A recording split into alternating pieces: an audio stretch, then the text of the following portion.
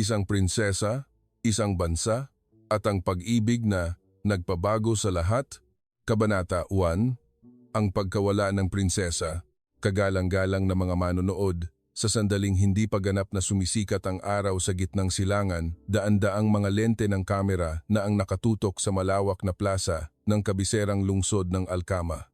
Ang mga media sa rehiyon ay nagpipigil ng hininga habang ang mga internasyonal na ahensya ng balita ay nakapila na tila may malaking kaganapang geopolitikal na magaganap. At bigla, lumabas si Sheikh Farid Al-Khalid, ang kilalang-kilalang energy tycoon, isang taong sa isang tawag lang ay kayang baguhin ang presyo ng langis sa buong mundo. Seryoso ang kanyang mukha, may maitim na bilog sa ilalim ng kanyang mga mata dahil sa kakulangan ng tulog, at sa likod niya ay isang hanay ng mga bodyguard na nakasuot ng madilim na baluti, nakatayo na parang isang pader na bakal. Hindi siya nagpaligoy-ligoy at nagpahayag siya ng isang pangungusap na yumanig sa buong gitnang silangan at gumulat sa buong mundo. Ang aking anak na babae, si Prinsesa Laila Alsamira, ay nawawala. Naghihinala kami na sumama siya sa isang lalaki mula sa Pilipinas. Isang malakas at hindi pa naririnig na bulungan ang umalingaw-ngaw sa buong plaza, Pilipinas. Isang prinsesa na tinalikuran ang isang palasyong nababalutan ng ginto para sumama sa isang lalaki mula sa isang malayong bansa sa Timog Silangang Asya. Ang mga reporter ay nauutal na tila hindi makapaniwala sa kanilang narinig. Ngunit hindi pa doon natatapos ang pagkabigla. Tumingin ng diretso si Sheikh Farid sa daan-daang mga kamera at nagpatuloy. Bawat salita ay tila isang hiwa ng kutsilyo sa pagmamataas ng mga maharlika sa gitnang silangan. Kung ang Pilipinas ay tunay na nagawang talikuran ng aking anak ang kanyang trono, marahil ay dapat tayong lahat ay matuto mula sa Pilipinas ng may buong pagpapakumbaba. Isang pangungusap lang at tila natigilan ang buong rehiyon. Ang isa sa pinakamayamang bansa sa langis sa mundo ang nagsasabing dapat itong matuto mula sa Pilipinas. Halos hindi makakurap ang mga reporter. Ang hangin ay naging napakabigat na tila maririnig mo ang pagbagsak ng isang panulat. At ang tanong na gumising sa buong mundo upang manood, ano ang mayroon sa Pilipinas na nag-udyok sa isang prinsesa na talikuran ang bilyon-bilyong dolyar na yaman? Anong katotohanan ang nasa likod ng nakagugulat na desisyong iyon? At sino, sa huli, ang binatang Pilipinong iyon? Dito nagsisimula ang kuwento. Kabanata 2. Dalawang mundo sa isang puso. Bago pa man yanigin ng biglaang press conference ang mundo, iilan lamang ang nakakaalam na si Prinsesa Laila Alsamira, ang babaeng gumulo sa buong gitnang silangan, ay isang dalagang may dalang dalawang mundo sa kanyang kaluluwa. Ipinanganak sa tanyag na maharlikang pamilya ng Al-Khalid, si Laila ang kaisa-isang anak ni Sheikh Farid, ang energy tycoon na kinatatakutan ng maraming internasyonal na korporasyon sa tuwing papasok siya sa isang boardroom. Mula pagkabata, lumaki si Laila sa mga silid na nababalutan ng ginto. Bawat hakbang niya ay binabantayan ng mga bodyguard. Bawat pagkain ay inihahanda ng isang master chef. Isipin ninyo, ang kabataan ni Laila ay walang ingay ng mga nagtitinda sa umaga, walang mga pagdiriwang sa kalye sa gabi, walang kalayaang maglakad sa ilalim ng mga puno. Ang lahat ay puro palasyo, seremonya, at walang katapusang mga alituntunin. Isang tunay na gininto ang hawla, ngunit hindi ito tinanggap ng kanyang puso. Mula sa murang edad, nag-aral si Laila sa isang kanluraning sistema ng edukasyon at ipinadala sa Europa noong siya ay 16 taong gulang. Sa likod ng marangyang kasuotan ng pagiging maharlika, siya ay isang masiglang dalaga, mahilig magbasa, mahilig tuklasin ang mundo at mahilig sa pakiramdam na nakakalakad ng walang mga bodyguard na nakabuntot sa kanya. Isinulat niya minsan sa kanyang tala-arawan, "Gusto kong malaman kung sino ako kapag hindi ako nakatayo sa tabi ng kapangyarihan ng aking ama." Kaya naman, isang malaking pagbabago ang dumating nang si Laila ay nagtungo sa Inglaterra upang mag-aral ng international cultures. Dito, sa unang pagkakataon, naranasan niya ang isang buhay na hindi kontrolado ang bawat hininga. Sa unang pagkakataon, malaya siyang pumili kung saan kakain, ano ang kakainin, at kung sino ang magiging mga kaibigan. At dito rin niya unang nakilala ang isang lalaking ganap na naiiba sa lahat ng lalaking nakapaligid sa kanya. isang binata mula sa Pilipinas. Ang pangalan niya ay Juan. Hindi marangya, walang mga designer clothes, walang mga kasamang bodyguard. Mayroon lamang siyang isang mabait na ngiti, isang matatag na tingin, at isang kahanga-hangang kasipagan. Si Juan ay nag-aaral habang nagtatrabaho, araw-araw na tumatakbo sa pagitan ng unibersidad at isang maliit na kainan upang kumita ng sapat na pera para sa kanyang napakamahal na pamumuhay sa Inglaterra. Ngunit sa kabila nito, palagi siyang nananatiling kalmado, mabait at hindi nagrereklamo. Nakita minsan ni Laila si Juan na ipinangsukob ang kanyang kapote sa isang hindi kilalang babaeng estudyante sa isang malamig at mahangin na daan habang siya mismo ay basang-basa na parang daga. Isang simpleng imahe, ngunit nagpatibok ito sa kanyang puso sa paraang hindi pa niya naramdaman at ang mismong pagiging simple na iyon ang nagpalaya sa kanya mula sa kanyang hindi nakikitang ginintuang hawla. Mula noon, isang tanong ang umalingaw-ngaw sa isipan ni Laila. Bakit ang isang ordinaryong lalaki ay nagpaparamdam sa akin ng higit na kalayaan kaysa sa maringal na palasyo? Nagsimula silang mag-usap, nagsalo sa mga pagkaing pang-estudyante at naglakad-lakad sa ilalim ng mga puno sa campus ng unibersidad. At hindi nila namalayan, ang marangyang mundo ni Laila ay nagsimulang umikot sa ngiti ng binatang Pilipinong iyon. Si Laila, ang prinsesa ng isang imperyo ng langis.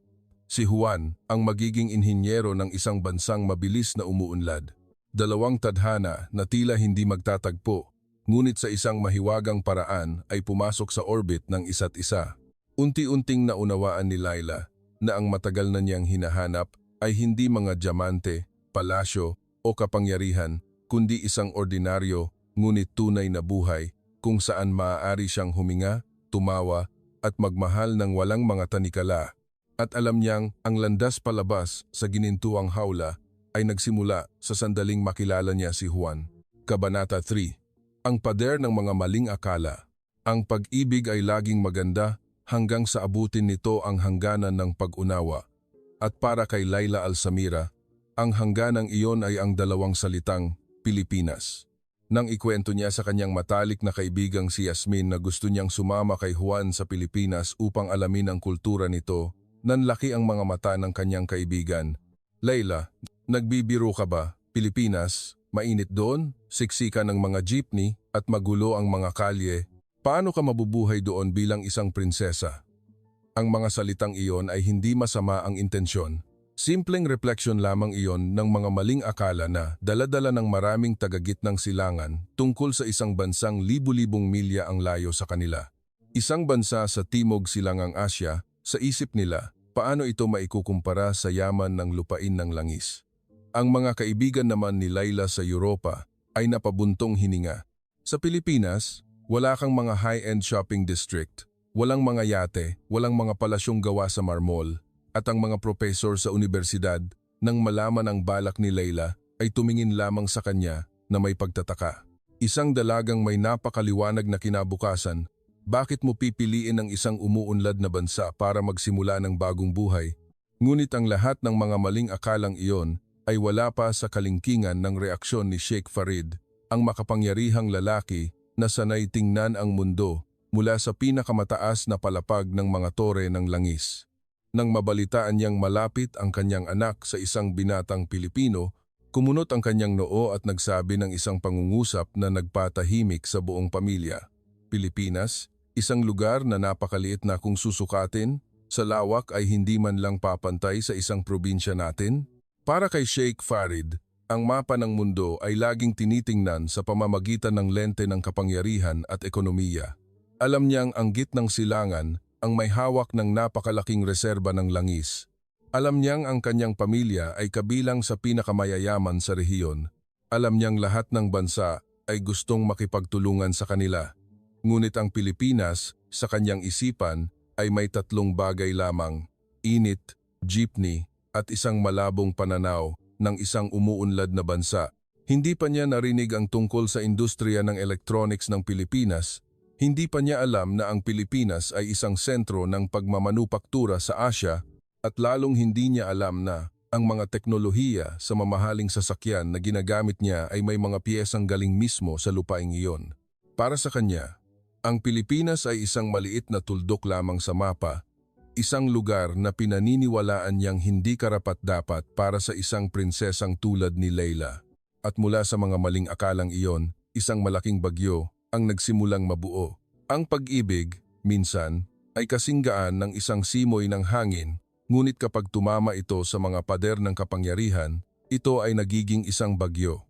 At para sa pamilyang Alcalid, ang bagyong iyon ay nagsimula sa isang tila ordinaryong umaga.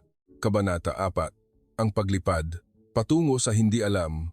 Sa malaking palasyo ni Sheikh Farid, nagkakagulo ang mga tagapamahala. Hindi makontak ang telepono ni Leila, hindi sinasagot ang mga mensahe. Ang kanyang pangalawang pasaporte ay nawawala rin sa kanyang silid. Ang buong pangkat ng mga personal na bodyguard ng prinsesa ay sabay-sabay na nag-ulat. Gino, umalis na po si Prinsesa Leila sa Europa. Natigilan si Sheikh Farid. Isang masamang pangitain ang biglang pumasok sa kanyang isipan. At pagkatapos, malupit na parang isang saksak, ang opisyal na impormasyon ay dumating. Ang prinsesa ay lumipad patungong Maynila, kasama ang isang binatang Pilipino. Ang pinakamamahaling kristal na tasa sa gitnang silangan ay nahulog at nabasag sa sahig na gawa sa marmol. Nayanig ang silid pulungan. Ang mga tagapayo, kalihim at mga bodyguard sa silid ay hindi nangahas na huminga ng malakas. Tanging ang boses ni Sheikh Farid ang umalingaw-ngaw, mabigat at napakalamig na nakapagpapanginig. Sumama siya sa lalaking iyon, tumayo siya, yumuko ng matagal, na tila binubuo muli ang mga piraso ng dignidad ng isang makapangyarihang ama na hinamon. Pagkatapos ay nagsalita siya, bawat salita ay parang mainit na bakal. Ihanda ang pribadong eroplano. Kailangan nating ibalik ang aking anak sa lahat ng paraan. Sa loob lamang ng isang oras, ang pribadong runway ng pamilyang Alcalid ay nagliwanag. Ang kulay pilak na Falcon 10X jet ay pinaandar. Ang hepe ng seguridad na si Rashid ang nanguna sa piling pangkat ng seguridad na sumakay sa eroplano. Ang abogado na si Karim ay may dalang isang makapal na folder, handa na sa lahat ng legal na pamamaraan mula internasyonal hanggang nauunawaan ng lahat. Hindi tumatanggap ng kabiguan si Sheikh Farid at lalong hindi niya tatanggapin na manirahan ang kanyang prinsesa sa isang lugar na sa tingin niya ay hindi karapat-dapat. Ngunit may isang bagay na hindi pa alam ni Sheikh Farid. Ang Pilipinas na kanyang iniisip ay isang baluktot na imahe lamang ng nakaraan. Ang Pilipinas na malapit na niyang apakan ay isang Pilipinas na masigla, sibilisado at moderno na kayang magpatulala maging sa isang mayamang oil tycoon. Habang tinatawid ng pribadong jet ang kalangitan sa gabi patungong Maynila, mahigpit na hinawakan ni Farid ang braso ng upuan, ang kanyang mga mata ay nagniningning sa galit na may halong pag-aalala. Leila, anak ko, nasaan ka man, ibabalik kita. Ngunit hindi niya alam na ang paglalakbay na ito ay magpapabago magpakailanman sa kanyang pananaw sa isang bansang nagngangalang Pilipinas at magpapabago rin sa tadhana ng kanyang pamilya. Kabanata 5. Unang pagkabigla, ang paliparan ng Maynila. Dahan-dahang lumusot ang Falcon 10X jet sa makakapal na ulap. Ang mga ilaw ng lungsod ng Maynila ay nagsimulang lumitaw sa ibaba parang isang kumikinang na karpet ng liwanag na umaabot hanggang sa abot tanaw. Sanay na si Sheikh Farid sa mga pinakamodernong paliparan sa mundo. Nakapunta na siya sa Dubai, Doha, London, New York, ngunit nang tumingin siya sa lupain ng Pilipinas, hindi niya maitago ang kanyang pagkagulat. Yan ba ang Maynila? Bakit napakaliwanag? Bulong ni Farid. Ang kanyang daliri ay hindi sinasadyang tumatapik sa braso ng upuan. Bumaba ang eroplano. Ang runway ng Ninoy Aquino International Airport ay lumitaw, mahaba, tuwid at maliwanag sa dilim na may sistema ng mga ilaw na kulay asul at dilaw ayon sa internasyonal na pamantayan. Ang hepe ng seguridad na si Rashid ay namangha. Ginoo, mukha itong paliparan sa Europa. Hindi sumagot si Farid. Pinagmasdan lamang niya itong mabuti. Nakita niya ang mga eroplanong may logo ng maraming malalaking airline. Nakita niya ang maliwanag na terminal. Nakita niya ang mga salaming bintana na sumasalamin na parang mga pinakamodernong gusali sa Gulf. Huminto ang eroplano, bumukas ang pinto, at isang simoy ng hangin ng Maynila sa gabi ang pumasok, malamig at kaaya-aya, malayo sa tuyong init ng disyerto sa kanyang bayan. Pagbaba pa lamang, ang buong delegasyon ng Alcalid ay biglang natigilan dahil sa kanilang harapan ay isang pangkat ng mga International Guest Relations staff na nakasuot ng maayos na uniforme. Bawat isa ay nakangiti ng magiliw, bahagyang yumuyuko bilang paggalang. At ang halos ikinagulat ni Sheikh Farid, isang batang babaeng staff ang marahang nagsalita sa wikang Arabe. Ahlan wa sahlan, Sheikh Farid. Maligayang pagdating sa Pilipinas. Hindi lamang si Farid, kundi pati ang buong pangkat ng mga bodyguard sa likod niya ay nanlaki ang mga mata. Lumingon si Rashid kay Karim at bumulong, hindi ko akalain na mayroon silang nagsasalita ng Arabe. Nagpatuloy ang staff, sa wikang Arabe pa rin, na may perpektong tuldik na kahit ang mga tagagit ng silangan ay hahanga. Ang inyong delegasyon ay dadaan sa VIP lane. Handa na ang lahat ng proseso. Hindi ninyo kailangang maghintay kahit isang minuto. Ang isang minuto na iyon ay nagpakunot noo kay Farid. Sa maraming malalaking paliparan sa mundo, kailangan pa rin niyang maghintay, kailangan pa ring dumaan sa proseso ng kontrol. Ngunit dito, wala pang 5 minuto, natatakan na ang kanilang mga pasaporte at ang mga bagahe ay direktang dinala sa lugar ng sundo. Lahat ay maayos, mabilis, at napakaginhawa na mahirap paniwalaan. Napabuntong hininga si Karim sa pagkamangha. Kung ito ang Pilipinas, talagang mali ang ating pagkakaakala. Ngunit ang tunay na pagkabigla ay dumating ng anyayahan ang buong delegasyon sa VIP lounge. Sa loob ay may nakahandang isang pilak na bandehado at sa ibabaw nito ay mga maliliit at magagandang tasa na porselana. Isang staff ang lumapit, yumuko at nagsabi, "Ginoo, mangyaring subukan ang isang espesyalidad ng Pilipinas." Barakoki, no? Kumunot ang noo ni Farid. Kape na may gata? Nakatikim na siya ng lahat ng uri ng pinakamamahaling kape sa mundo, mula sa Blue Mountain hanggang sa Kopi Luwak. Ngunit ang isang ito ay hindi pa. Humigop siya at nanlaki ang kanyang mga mata. Isang malinamnam, mabango at matamis na lasa na hindi nakakaumay. Ang malakas na aroma ng kapeng barako ay humalo sa malapot na gatas ng niyog na nagpatulala sa buong delegasyon. Isang bodyguard ang hindi napigilang magsalita. "Ginoo, sa tingin ko, mas masarap pa ito kaysa sa 5-star na kape na iniinom natin sa Dubai." Dahan-dahang ibinaba ni Sheikh Farid ang tasa. Wala siyang sinabi, ngunit sa unang pagkakataon mula nang umalis siya sa Arabia, humupa ang galit sa kanyang mukha dahil napagtanto niyang ang Pilipinas ay hindi tulad ng kanyang iniisip at nagsimula siyang makaramdam na ang paglalakbay na ito ay magdudulot pa ng mas maraming sorpresa. Kabanata 6. Ikalawang, pagkabigla, ang mga kalsada ng Maynila, ang mga makintab na itim na sasakyan ay naghatid sa pamilyang Alcalid palabas ng NAIA. Habang sumisikat ang araw, si Sheikh Farid ay nakaupo sa likod. Mahigpit ang hawak sa upuan, mabigat ang kalooban. Dala pa rin niya ang kanyang mga lumang akala. Ang Pilipinas ay isang masikip na lugar, siksikan sa mga sasakyan at kulang sa mga modernong pasilidad. Ngunit nang lumiko ang convoy sa Skyway, natigilan siya. Sa kanyang harapan ay hindi mga maliliit at madidilim na kalsada tulad ng kanyang inaasahan, kundi isang malawak na elevated highway na may maraming linya kung saan ang mga sasakyan ay dumadaloy na parang tubig. Sa magkabilang gilid ay mga hanay ng mga gusali, mga modernong streetlight at mga road sign na parang sa Europa. Si Rashid, ang hepe ng seguridad, ay bumulong sa pagkamangha. "Ginoo, mas malawak pa ang daang ito kaysa sa mga pangunahing kalsada sa Doha." Hindi sumagot si Sheikh Farid. Lumingon siya sa bintana, kung saan ang sikat ng araw sa umaga ay naglalatag ng manipis na gintong kulay sa kalsada. At pagkatapos, dumating ang sandaling tunay na nagpatulala sa kanya. Pumasok ang convoy sa lugar ng Bonifacio Global City, isang modernong distrito na puno ng mga nagtataasang gusali at malinis na mga kalsada.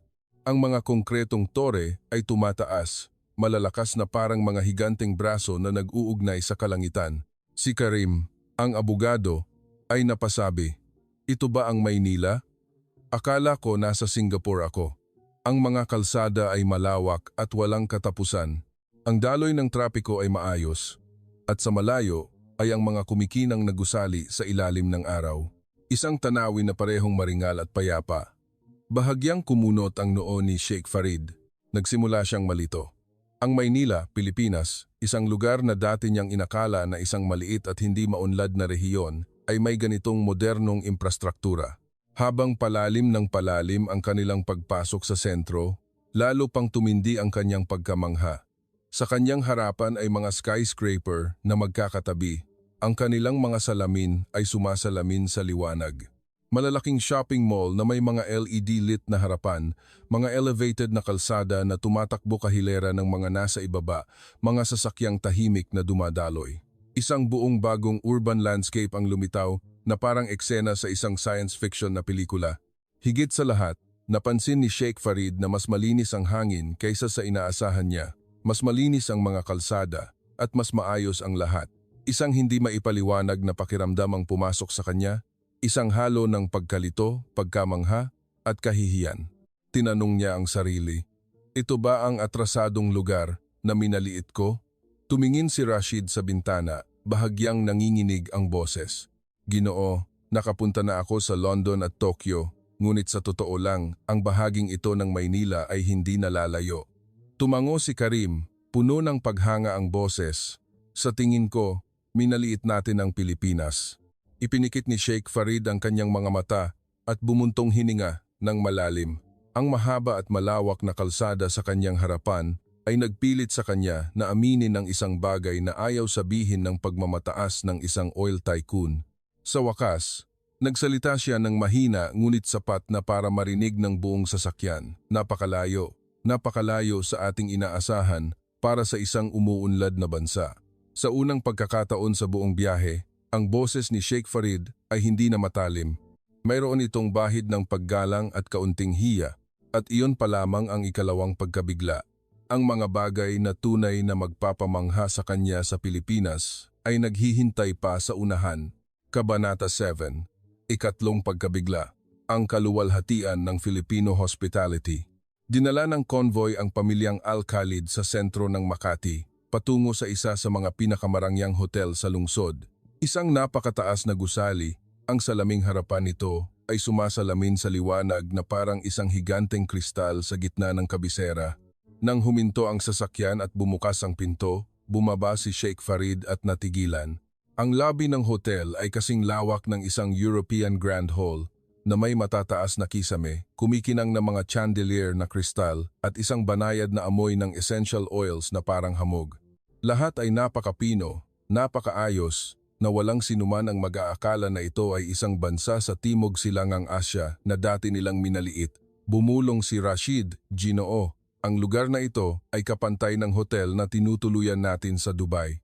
Hindi sumagot si Farid, ngunit ang kanyang mga mata ay automatikong inoobserbahan ang bawat detalye. Ang profesionalismo, ang pagiging Pino, ang karangyaan lahat ay higit pa sa kanyang inaasahan. Nang makarating ang grupo sa reception desk, 3 staff ang lumabas at yumuko. Isa sa kanila ang marahang nagsabi sa Ingles, "Welcome to Manila, Sheikh Farid Al-Khalid." Mukhang ordinaryo, ngunit ang nagpatigagal sa buong grupo ay ang sumunod, "Madam Mariam, inihanda na po namin ang uri ng jasmine tea na paborito ninyo tuwing umaga. Ginoong Rashid, ang inyong Amerikana ay isasabit sa isang pribadong dressing room at para kay Attorney Karim, inihanda na po namin ang isang meeting room na may mga kagamitang ayon sa eksaktong kahilingan ng inyong mga kalihim." Lumingon si Sheikh Farid kay Karim na tila nagtatanong kung paano nila nalaman. Nalito rin si Karim, "Ginoo, hindi pa ako nagpapadala ng detalyadong kahilingan sa hotel na ito." Ang receptionist ay ngumiti ng magalang. "Mayroon po kaming VIP Guest Profile Research Department.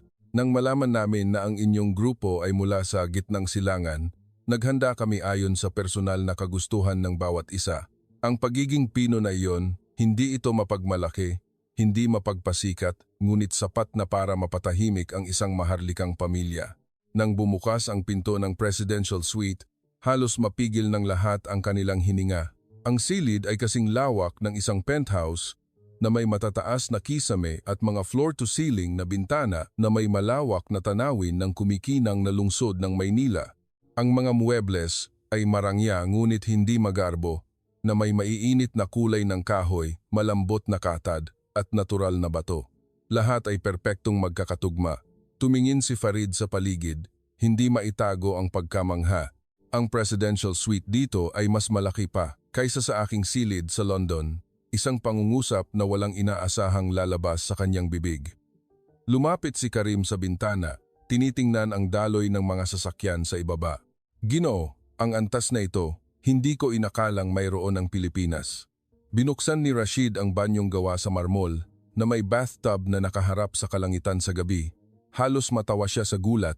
Ginoo, ito ang sukdulan. Walang pinagkaiba sa mga 5-star hotel sa Gulf. Matagal na nanatiling nakatayo si Sheikh Farid. Nagsimula siyang makaramdam ng pamilyar na pakiramdam ng isang bihasang negosyante. Ang pakiramdam kapag mali ang iyong pagtatasa sa isang lugar. Sa gabi, naghanda ang hotel ng isang welcome dinner. Ang executive chef, isang matangkad na Pilipinong lalaki na may kalmadong mukha, ay lumabas upang ipakilala ang unang putahe. Ginoong Sheikh Farid, ito po ang adobo ng Pilipinas. Ngunit nais naming ipakilala ito sa isang fine dining style upang ipahayag ang aming pagtanggap. Isang mangkok ng adobo, ngunit iniharap na parang isang obra maestra. Ang sarsa ay makintab na parang amber, ilang hiwa ng malambot na karne ang maingat na inilagay, pinalamutian ng mga edible na bulaklak na may kulay lila. Isang maganda at eleganteng presentasyon, kumunot ang noo ni Sheikh Farid. Adobo. Narinig lang niya ito ngunit hindi pa natitikman. Kinuha niya ang kanyang unang kutsara at natigilan siya. Isang malalim, mayaman at malinamnam na lasa mula sa pinaghalong toyo, suka at bawang. Ang aroma ng paminta at dahon ng laurel ay banayad, hindi matapang, hindi nangingibabaw. Isang hindi kapani-paniwalang pagiging Pino na nagmula sa isang tradisyonal na pagkain. Ngumiti ang chef at bumulong. Ginoo, ito ang dalisay na lasa ng Pilipinas. Ibinaba ni Farid ang kanyang kutsara, bumuntong hininga ng napakahaba at pagkatapos ay nagsabi, sa pagkakataong ito, wala nang duda, wala nang galit, kundi isang tunay na pag-amin. Ang Pilipinas ay mas Pino kaysa sa aking inaasahan. Isang pag-amin na kasinggaan ng hangin, ngunit may napakalaking bigat at ang mga bagay na mas lalong yayanig sa pamilyang Alcalid ay naghihintay pa sa kanila kinabukasan. Kabanata 8, Ika-4 na, Pagkabigla, ang diwa ng kaalaman. Nang gabing iyon, habang ang convoy ng Alcalid at ang kanilang driver ay naglilibot sa mga kalye ng Maynila upang hanapin ang bakas ni Leila, nanatiling malamig ang ekspresyon ni Sheikh Farid. Sa kanyang puso, ang galit ay nandoon pa rin, na may halong pagkalito matapos ang 3 sunod-sunod na pagkabigla mula sa paliparan hanggang sa hotel. Lumiko ang convoy sa isang kalsadang naliliwanagan ng mga dilaw na ilaw. Sa magkabilang gilid ay mga hanay ng luntiang mga puno. Ang kapaligiran ay masigla ngunit kakaibang maayos. Si Farid ay abala sa pagmamasid nang bigla niyang marinig si Rashid na nagsalita na may pagtataka. Ginoo, napakaraming tao sa kabilang dako. Lumingon si Sheikh Farid. Sa kanyang harapan ay isang malaking unibersidad, maliwanag na parang araw kahit na mahigit 9:00 na ng gabi. Ang mas nakakagulat, sa loob ng mga coffee shop at mga study hub sa paligid, puno ito ng mga tao ng lahat ng edad, ngunit karamihan ay mga estudyante. Hindi sila naroon para maglibang, hindi para mag-ingay. Naroon sila para magbasa at mag-aral. Daan-daang mga tao ang tahimik na nakaupo sa mahahabang mesa. Bawat isa ay may hawak na libro, laptop o kwaderno, maayos na nagsusulat. Walang maingay, walang naglalaro. Lahat ay lubos na nakatuon, na tila naghahanda para sa isang malaking pagsusulit sa kanilang buhay. Kumunot ang noo ni Sheikh Farid, hindi makapaniwala sa tanawin sa kanyang harapan. Ito ang Pilipinas? Nag-aaral sila sa ganitong oras? Ang driver, isang lokal na binata, ay ngumiti at sumagot, Opo, Ginoo. Ang mga estudyanteng Pilipino ay madalas mag-aral sa gabi. Ang mga coffee shop dito ay bukas hanggang hating gabi at laging puno. Tumingin si Karim sa loob at napasabi ng isang bagay na ikinagulat niya mismo.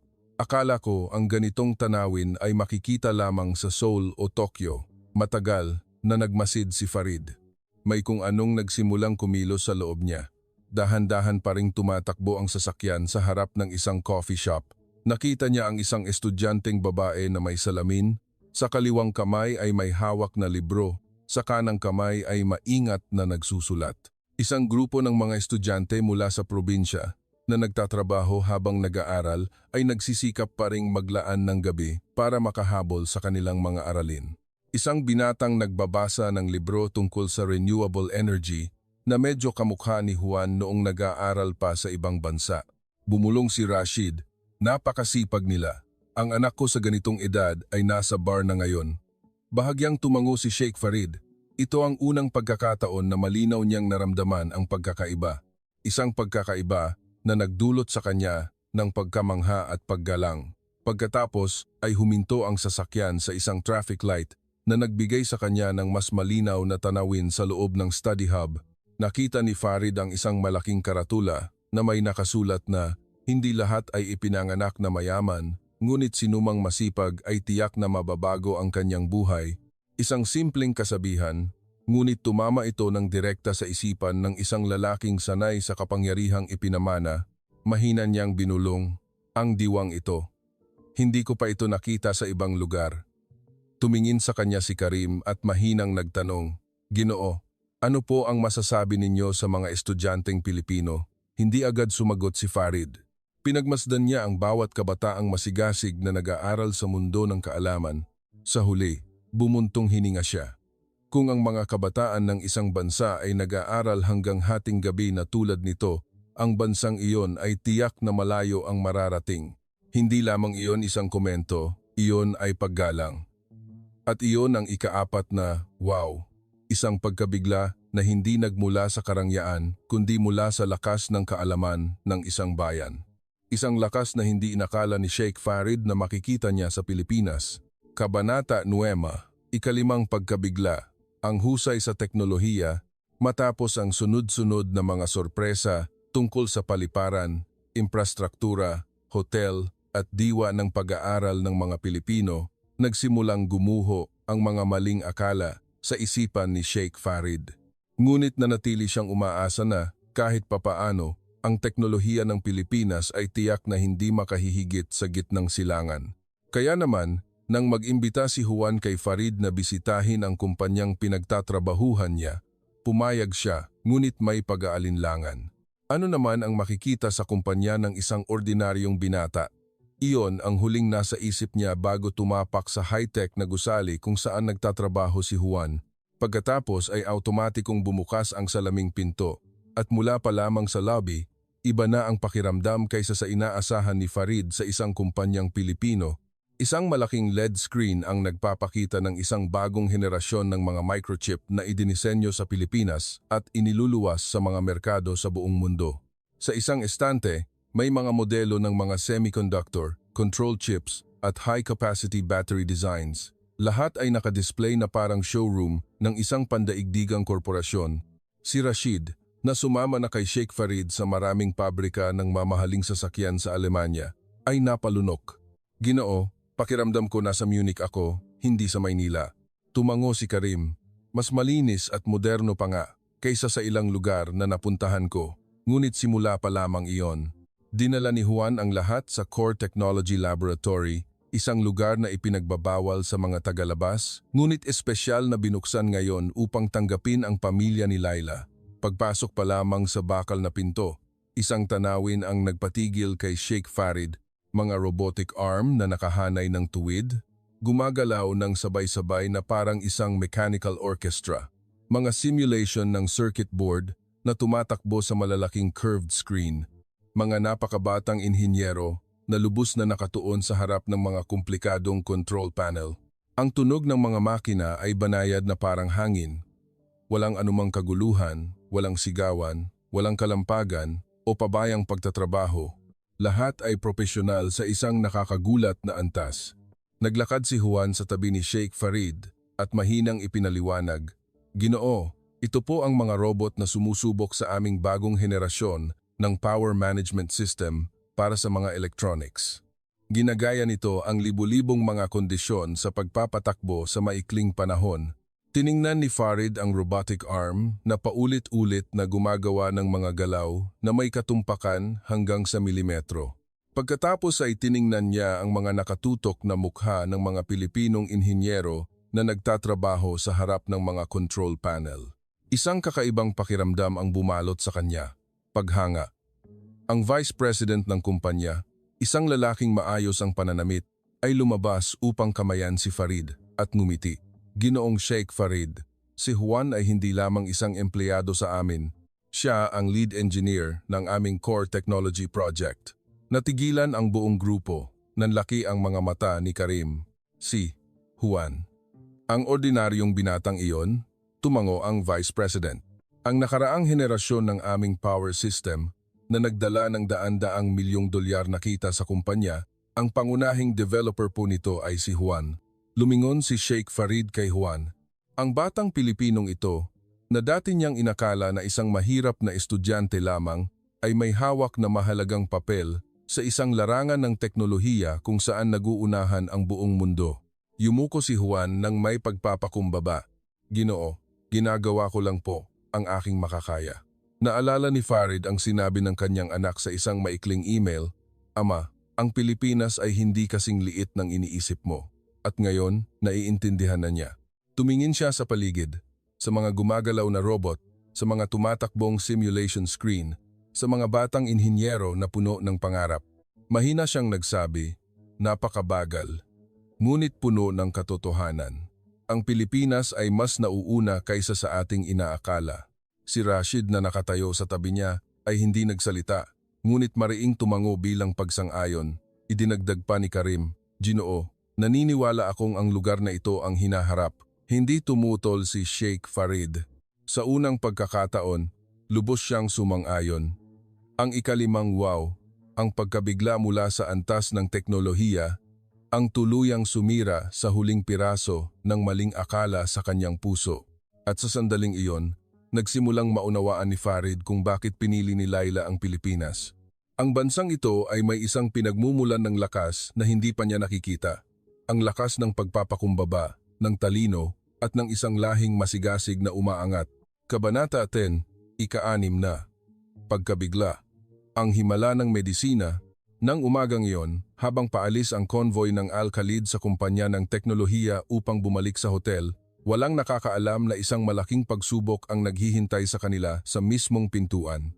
Ang hepe ng seguridad na si Rashid, na tapat na sumama kay Sheikh Farid sa loob ng mahigit 20 taon, ay biglang natigilan sa gitna ng salaming pasilyo. Sumandal siya sa pader, namutla ang mukha, at humihingal na parang sinasakal. Sumigaw si Karim, Rashid, anong nangyayari sa iyo? Isang pangungusap lamang ang naibulalas ni Rashid. Masakit ang dibdib ko. Hindi ako makahinga. At pagkatapos ay bumagsak siya.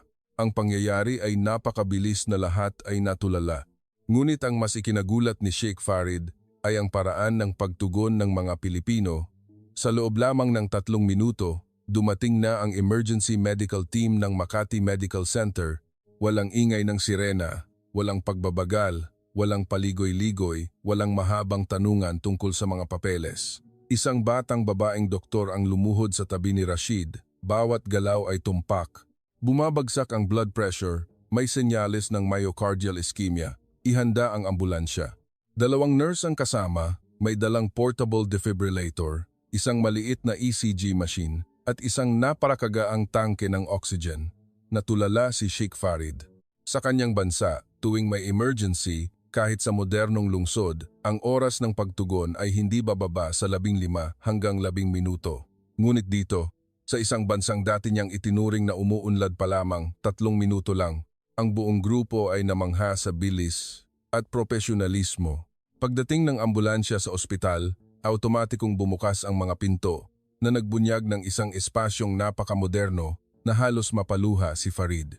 Sa loob, may mga LED screen na nagpapakita ng real-time na data ng pasyente, mga robot na naghahatid ng gamot sa mga automated na relays, at mga automated na laboratory machine na nagbibigay ng resulta sa loob lamang ng ilang minuto. Ang mga doktor ay bata, maayos ang kasuotan, at may profesional na kilos na parang nasa mga malalaking ospital sa Europa. Dinala si Rashid sa emergency resuscitation room. Pagkalipas lamang ng 15 minuto, Ang kumpletong resulta ng mga pagsusuri ay lumabas na sa screen sa harap ng hepe ng mga doktor. Hindi ito atake sa puso. Ito ay isang acute ang ina-attack dahil sa stress at kakulangan ng oxygen. I-stabilize natin siya ngayong gabi. Lahat ay mabilis, malinaw, at tumpak na nagpatulala sa grupo mula sa gitnang silangan. Matapos ma-stabilize si Rashid, isang staff ng ospital ang lumapit upang mag-abiso. Ginoong Farid, ang kabuuang pansamantalang bayarin para sa emergency response, mga pagsusuri, kwarto sa ospital at plano ng paggamot ngayong gabi ay ito. Ibinigay niya ang bill. Tumingin si Sheikh Farid at nagulat ng husto na kinailangan niyang magtanong muli. Magkano? Sigurado ka bang hindi ka nagkamali ng sulat ng numero? Ngumiti ang staff ng magalang. Hindi po, Ginoo. Iyan po ang opisyal na presyo. Ang halaga ay 1/10 lamang ng pinakamababang singil sa isang internasyonal na ospital sa kanyang bansa, mas mura pa kaysa sa hapunan nila sa hotel. Hindi makapaniwala si Karim sa kanyang nakikita. Ganitong kalidad, ganitong mga makina, ngunit ganito lamang ang presyo, yumuko ang hepe ng mga doktor. Nais po naming lahat ng mamamayan ay magkaroon ng access sa pinakamahusay na pangangalagang medikal. Ang mga salitang iyon ay umalingaw-ngaw na parang isang malamig na simoy ng hangin sa pagmamataas ni Sheikh Farid. Nang magkamalay si Rashid, nagtataka siyang nagtanong, "Ginoo, nasaan po ako?" Hinawakan ni Farid ang kanyang kamay, nanginginig ang boses. "Nasa Pilipinas ka at iniligtas ka nila." Lumingon siya sa hepe ng mga doktor, isang batang Pilipinang babae na may maningning at tiwalang mga mata. Dahan-dahan siyang nagsalita, bawat salita, malalim ang boses, ngunit puno ng paggalang. "Marami na akong napuntahang lugar sa mundo, ngunit ganito kabilis na pagtugon, ganito kamodernong mga kagamitan, ganitong diwa ng pagliligtas ng buhay. Hindi ko pa ito nakita." Ngumiti ang doktor. "Ginagawa lang po namin ang aming tungkulin. Sa Pilipinas, ang buhay ng tao ay laging inuuna." Tumingin si Sheikh Farid sa malinis na silid ng ospital, sa mga robot na naghahatid ng gamot sa pasilyo, sa mabilis na paggaling ni Rashid, at sa mabait na ngiti ng medical team ng Pilipinas. Ipinikit niya ang kanyang mga mata sa loob ng ilang segundo na tila tinatanggap ang isang bagay na dati niyang tinatanggihan. Ang Pilipinas ay mas dakila kaysa sa ating inaakala. Hindi lamang iyon isang pangungusap, iyon ay isang pagsuko. At iyon din ang sandaling nagmarka ng kumpletong pagbabago sa puso ng isang oil tycoon na inakalang nakita na niya ang buong mundo. Ngunit ang katotohanan, ngayon pa lamang niya unang nakita ang Pilipinas, Kabanata 11, ang pag-amin ng isang sheikh. Nang gabing iyon, matapos payagan ng mga doktor na magpahinga si Rashid sa kanyang pribadong silid, tahimik na lumabas si Sheikh Farid sa pasilyo ng ospital. Ang malambot na dilaw na ilaw ay sumasalamin sa malinis at makintab na sahig. Bawat maliit na tunog ay malinaw na umalingaw-ngaw. Ang lugar ay nagbigay ng kakaibang pakiramdam ng kapayapaan, malayo sa mga malamig na pasilyo ng mga internasyonal na ospital na kanyang napuntahan. Tumayo si Farid sa harap ng isang salaming bintana, tinitingnan ang lungsod ng Maynila na nagniningning sa mga ilaw. Ang hangin sa gabi ay marahang umiihip, malamig at sariwa. At kaya, nagsalita siya ng napakabagal, na tila bawat salita ay isang inilalabas na damdamin. "Nagkamali ako." Si Karim, na nakatayo sa likod, ay natigilan. Hindi pa niya narinig si Sheikh Farid, isang mapagmataas at makapangyarihang tao na hindi kailanman umamin ng pagkakamali sa harap ng sinumang kalaban, na sabihin ang mga salitang iyon. Nagpatuloy si Farid, bumaba ang kanyang boses. "Tiningnan ko ang Pilipinas ng may napakakitid na pananaw. Akala ko sila ay maliit, akala ko sila ay atrasado, akala ko mali ang pinili ng aking anak." Huminto siya sandali. Ang kanyang seryosong mukha ay lumungkot na tila katatapos lamang ng isang mahabang paglalakbay upang lampasan ang sarili. Ngunit ang mga nakita ko ngayon, ang mga kalsada, ang mga tulay, ang mga gusali, ang mga tao. Lumingon siya kay Karim. Ang kanyang mga mata ay nagniningning sa malalim na paghanga. Ang Pilipinas ay isang bansang nagtatayo ng lakas hindi sa pamamagitan ng langis, kundi sa pamamagitan ng edukasyon, teknolohiya, at mga tao. Nang sabihin ang mga salitang iyon, Tila huminto ang lahat sa loob ng ilang segundo. Ito ay parang isang mahalagang deklarasyon, isang pag-amin na may bigat mula sa isang lider ng gitnang silangan. Yumuko si Karim bilang pagsang-ayon. Ginoo, hindi pa ako nakakita ng isang bansa kung saan ang mga kabataan ay nag-aaral hanggang hating gabi at itinataas ang buong industriya gamit ang kanilang sariling mga kamay. Bumuntong hininga si Farid, ngunit ito ay isang magaan at malinis na hininga, wala ng galit o pagmamataas. Ngayon naiintindihan ko na kung bakit pinili ni Leila ang Pilipinas. Bahagyan niyang ikinuyom ang kanyang kamao, ngunit sa pagkakataong ito, hindi dahil sa galit kundi dahil sa emosyon. Isang bansa kung saan ang mga bata ay masigasig mag-aral, ang mga kabataan ay malikhain, ang mga doktor ay dedikado, at ang teknolohiya ay napakaabante. Ay isang bansang karapat-dapat mahalin at karapat-dapat nating igalang. Ang mga ilaw ng lungsod ng Maynila ay sumasalamin sa kanyang mukha na lumilikha ng isang kapayapaan na bihirang makita sa oil tycoon ng gitnang silangan. Idinagdag ni Farid, ang kanyang boses ay tila nagmula sa kaibuturan ng kanyang puso. Kung ang aking anak ay makahanap ng kaligayahan dito, hindi ko na siya pipigilan dahil ang lugar na ito marahil ay mas mabuti pa kaysa sa anumang maibibigay ko. Iyon ang sandali kung saan binitiwan ng isang ama ang kanyang pagmamataas. Iyon ang sandali kung saan kinilala ng isang lider ang katotohanan. Iyon din ang sandali kung saan naantig ng Pilipinas ang puso ng isang taong inakalang hindi kailanman makukumbinsi. Isang maganda at malalim na kaliwanagan na hindi nagmula sa panggigipit, kundi mula sa kabaitan, sibilisasyon, at talino ng mga Pilipino mismo. Kabanata 2, isang bagong pananaw, isang bagong hinaharap.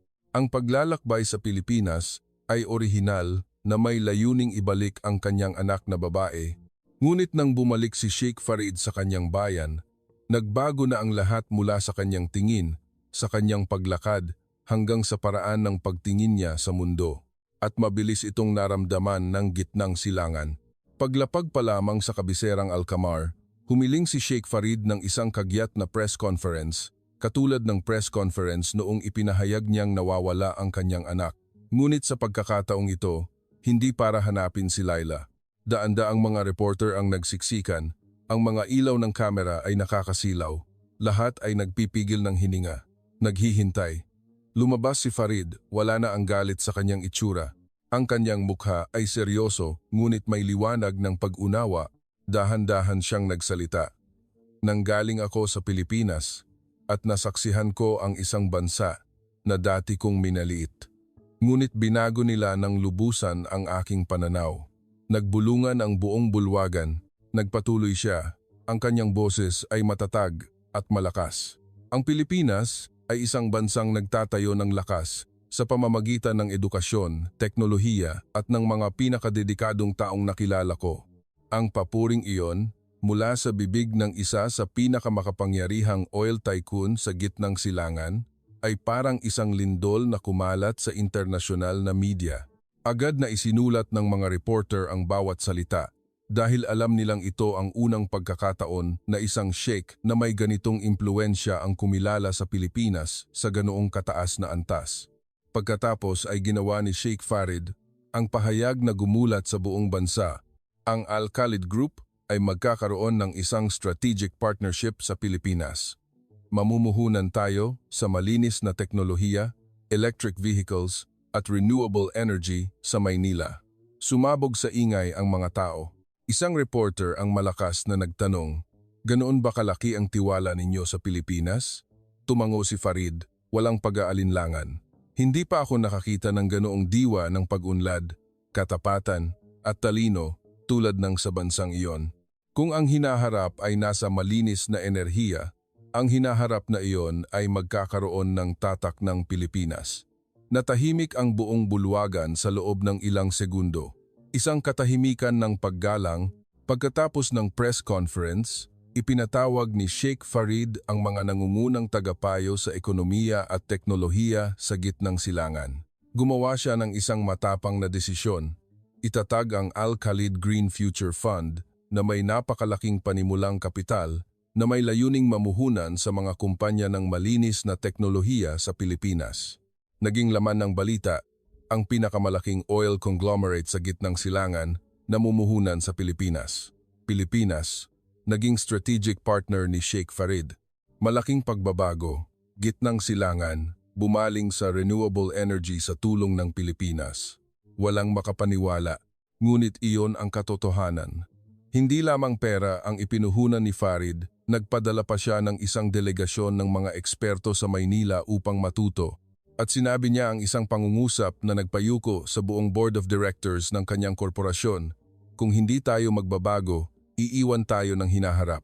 Ang Pilipinas ang pinakamahalagang aral. Sa loob lamang ng ilang buwan, maraming mga ministro ng enerhiya mula sa mga kalapit na bansa ang nakipag-ugnayan upang alamin ang modelo ng Pilipinas. Ang mga financial conglomerate ay nagpahayag ng intensyon na magbukas ng mga tanggapan sa Maynila. Nagsimulang pag-aralan ng mga scholar sa gitnang silangan ang diskarte sa pag-unlad ng teknolohiya ng Pilipinas. Dahil alam nilang kapag nagbago ng pananaw ang isang tycoon tulad ni Farid, nangangahulugang napakalinaw na ng katotohanan. At saan nagsimula ang lahat? Mula sa isang prinsesang sumunod sa tawag ng kanyang puso, mula sa isang ordinaryo ngunit magaling na binatang Pilipino, at mula sa isang bansang tila maliit, ngunit naglalaman ng isang lakas na iilan lamang ang nakakaalam. Kabanata 30, ang tunay na himala. Matapos ang lahat ng nangyari mula sa paliparan, hotel, paaralan, teknolohiya, hanggang sa ospital, ang puso ni Sheikh Farid ay tuluyan ng nagbago. Ngunit ang pinakamalalim na tumatak sa kanya ay hindi ang mga modernong gusali o ang matatalinong robot system. Ito ay si Leila. Sa huling hapon sa Maynila, lumabas si Leila sa balkonahe ng maliit na apartment nila ni Juan. Isang mapulang takip-silim ang bumalot sa mga bubong. Ang tunog ng mga sasakyan sa malayo ay humahalo sa banayad na amoy ng sampaguita sa hangin. Lumingon siya sa kanyang ama, ang makapangyarihang tao na dating kinatatakutan ng buong mundo, na ngayon ay tahimik na nakatayo, pinagmamasdan ang isang simpleng kalye sa Maynila. Mahinang nagsalita si Leila, malalim ngunit puno ng determinasyon. Ama, sa Pilipinas, natagpuan ko ang isang bagay na hindi maibibigay sa akin ng palasyong nababalutan ng ginto, kalayaan. Hindi agad sumagot si Farid. Itinuon niya ang kanyang mga mata sa mga gusali sa malayo, kung saan unti-unting nagsisindi ang mga ilaw. Dito, nabubuhay ako bilang isang ordinaryong tao. Namamalengke ako, nag-aaral magluto, naglalakad sa mga kalye sa gabi, nagtatrabaho para kumita ng pera gamit ang sarili kong pagsisikap. Nararamdaman kong nagmamature ako at masaya ako. Mahigpit niyang hinawakan ang kamay ni Juan na nakatayo sa tabi niya na may tinging puno ng pagmamahal. At alam mo ba, Ama, para kay Juan, hindi ako isang prinsesa, ako lang si Leila, isang babaeng tunay na minamahal. Tiningnan ni Farid ang dalawang kabataan sa kanyang harapan, ang kanilang maningning na mga mata, ang kanilang mainit na ngiti, ang kanilang mahigpit na hawak kamay na puno ng tiwala. Nakita niya roon ang isang bagay na kahit ang pinakamalalaking mansyon sa gitnang silangan ay hindi maibibigay: kapayapaan, katotohanan, kalayaan. Si Madam Mariam, ang ina ni Laila, ay marahang hinawakan ang kamay ng kanyang anak, nanginginig ang boses. Tunay ka bang masaya, Laila? Tumango siya. Ang kanyang ngiti ay kasing liwanag ng sikat ng araw sa umaga. Opo, inay. Ngayon lang ako naging ganito kasigurado. Lumapit si Sheikh Farid kay Juan. Sa sandaling iyon, tila huminto ang buong silid. Ipinatong niya ang kanyang kamay sa balikat ng batang Pilipino, nagsalita sa isang malalim at malinaw na boses, ngunit puno ng emosyon. Naiintindihan ko na kung bakit pinili ka ng aking anak, at naiintindihan ko na rin kung bakit pinili niya ang Pilipinas. Yumuko si Juan, nanginginig ang boses. Ginoo, gagawin ko po ang lahat para maging maligaya si Laila. Tumango si Farid. Sa unang pagkakataon na may tunay na ngiti, naniniwala ako sa iyo. Lumingon siya kay Leila. Inakala ko noon na ang ating bayan ang pinakamagandang lugar para sa iyo. Ngunit ngayon, alam kong dito ka pinakamasaya. At sa lupaing ito, ang mga salitang iyon ay parang isang malaking basbas. Makalipas ang isang linggo, ang pamilyang Alcalid, kasama sina Juan at Leila, ay nakaupo sa paligid ng isang simpleng bilog na mesa para maghapunan sa Maynila. Ang pita bread ay inilagay sa tabi ng isang plato ng inihaw na kebab. Ang mabangong mint tea ay isinalin sa mga baso sa tabi ng mangkok ng sinigang ng Pilipinas. Ang tawa ni Laila ay humahalo sa boses ni Juan. Ibinahagi ni Madam Mariam ang isang recipe ng pamilya habang tinuturuan ni Leila ang kanyang ina kung paano gumawa ng lumpia. Isang maliit na hapunan ngunit may malaking kahulugan. Ito ay simbolo ng dalawang kultura na dating pinaghiwalay ng isang karagatan na ngayon ay naging malapit na parang isang pamilya. Tiningnan ni Farid ang tanawin. Ang kanyang puso ay gumaan na, hindi pa niya naramdaman. Mahina siyang nagsabi na tila kinakausap ang sarili. Ito ang tunay na himala ng Pilipinas. Hindi ang yaman, hindi ang karangyaan, hindi ang mga bagay na nakakasilaw, kundi ang pagkatao, ang kalayaan, ang kaligayahan mula sa mga pinakasimpleng bagay. Isang bansang alam kung paano ipadama sa mga tao na sila ay kabilang sa pamamagitan lamang ng katapatan at kabaitan. Bumuntong hininga si Farid, puno ng kasiyahan. Kung ang aking anak ay kabilang sa lugar na ito, kung gayon, ako rin ay kabilang sa lugar na ito. Ang mga salitang iyon ay nagpaiyak kay Leila. Yumuko rin si Juan, napigil ang paghinga sa loob ng ilang segundo. Sa sandaling iyon, ang pamilyang Alcalid, isang makapangyarihang pamilya mula sa gitnang silangan, at si Juan, isang simpleng binatang Pilipino, ay wala ng anumang agwat. Tanging pag-ibig, paggalang, at ang Pilipinas ang lugar na nag-ugnay sa dalawang magkalayong mundo. Conclusion, at sa gayon, minamahal na mga manonood, ang emosyonal na paglalakbay ni Prinsesa Leila Alsamira at ng binatang Pilipinong si Juan ay nagtapos sa kapayapaan at katuparan. Isang kuwentong nagsimula sa maling akala, dumaan sa maraming pagkabigla at mga sandaling nakakapigil hininga, ngunit sa huli ay nagtapos sa paggalang, pag-ibig at pagmamalaki sa Pilipinas, isang lupain kung saan ang mga tao ay napakatapat na nakakaantig ng puso, kung saan ang kaalaman at pagiging masigasig sa pag-aaral ay nagiging lakas ng buong bansa, kung saan ang teknolohiya ay mas nauuna kaysa sa inaasahan ng mundo, at kung saan ang kalusugan at edukasyon ay nagpapayuko maging sa mga pinakamakapangyarihang bansa. Nakikita ninyo, ang Pilipinas ay maaaring hindi malaki sa sukat, ngunit dakila sa kanyang mga mamamayan. Hindi mapagpasikat, ngunit nakakamangha sa pamamagitan ng tunay na halaga. Hindi maingay sa pagyayabang, ngunit tahimik na lumilikha ng mga himala.